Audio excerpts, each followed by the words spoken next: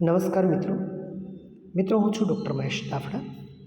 મિત્રો, education touch નામની આપણી આ ઘર આંગણાની યુટ્યુબ ચેનલમાં આપ સૌ મિત્રોનું હાર્દિક સ્વાગત કરું છું.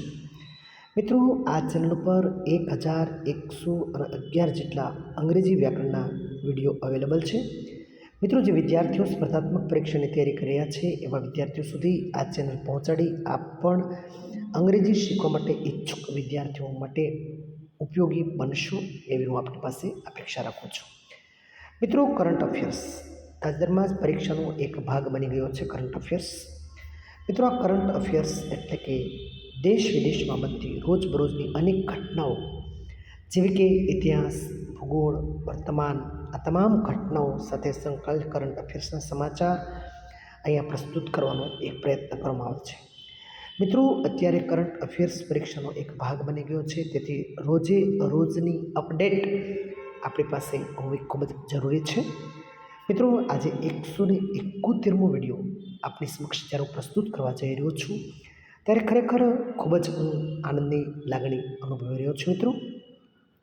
મિત્રો, કરંટ અફેર્સનો વિડીયો જે વિદ્યાર્થીઓ સ્પર્ધાત્મક પરીક્ષાની તૈયારી કરે છે એવા વિદ્યાર્થીઓ સુધી પહોંચાડી આપ પણ આ યજ્ઞ કાર્યના સહભાગી બનશો એવી હું આપની પાસે અપેક્ષા રાખું છું.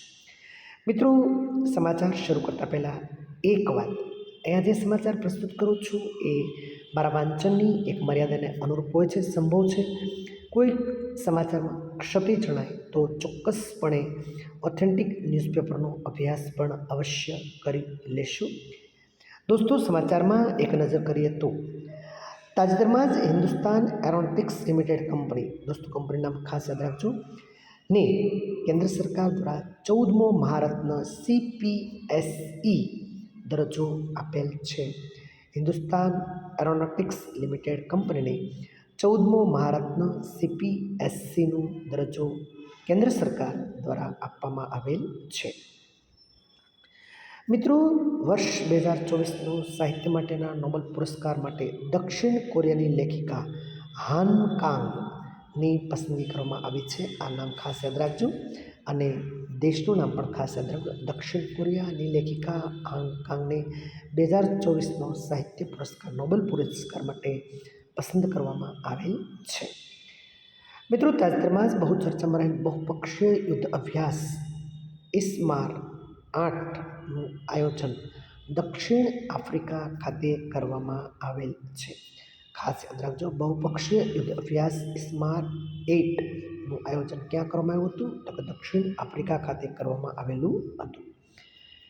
મિત્રો, તાજેતરમાં જ વડાપ્રધાન શ્રી માનનીય નરેન્દ્રભાઈ મોદીએ લાઓસ ખાતે ફા લામ રામાયણ પ્રદર્શનની મુલાકાત લીધી હતી. વડાપ્રધાનશ્રીએ લાઓસ ખાતે ફા લામ રામાયણ પ્રદર્શનની મુલાકાત લીધી હતી. મિત્રો, તાજેતરમાં જ ભારતીય મહિલા ટેબલ ટેનિસ ટીમે પ્રથમવાર એશિયાઈ ટેબલ ટેનિસ ચેમ્પિયનશિપમાં કાંસ્ય પદક પ્રાપ્ત કરેલ છે. ખાસ યાદ રાખજો. મિત્રો, તાજેતરમાં સિક્કિમ ખાતે 2024ના બીજા સેના કમાન્ડર સંમેલનના પ્રથમ ચરણનો શુભારંભ કરવામાં આવેલ છે. સિક્કિમ ખાતે 2024ના બીજા સેના કમાન્ડર સંમેલનનો પ્રથમ ચરણનો શુભારંભ સિક્કિમ ખાતે કરવામાં આવેલ છે. મિત્રો, તાજેતરમાં જાપાનના નિહોન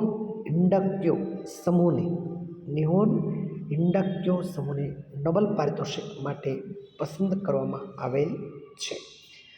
મિત્રો, તાજેતરમાં સુપ્રસિદ્ધ કાર્ડિયોલોજિસ્ટ વેણુગોપાલનું દુઃખદ અવસાન થયેલ છે.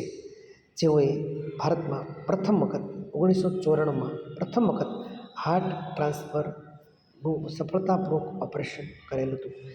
ભગવાન તેઓના આત્માને ચિર શાંતિ અર્પે તેવી આપણે ભગવાનને પ્રાર્થના કરીએ છીએ. Doctor Venugopal, cardiologist.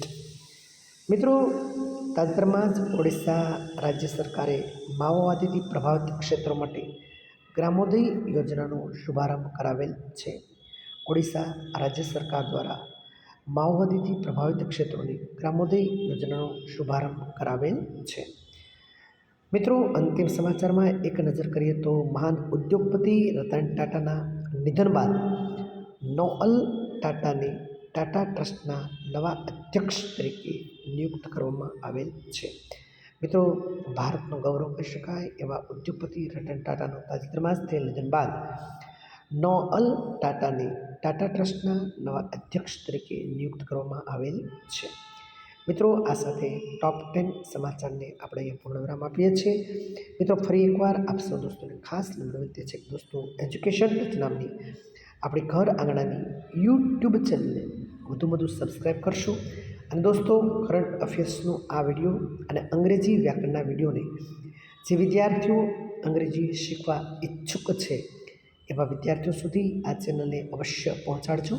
અને દોસ્તો, કરંટ અફેર્સનો આ વિડીયો 171મો એપિસોડ જે વિદ્યાર્થીઓ સ્પર્ધાત્મક પરીક્ષાની તૈયારી કરી રહ્યા છે એવા વિદ્યાર્થીઓ સુધી પહોંચાડી મિત્રો આપ પણ આ યજ્ઞ કાર્યના સહભાગી બનશો એવી હું આપની પાસે અપેક્ષા રાખું છું.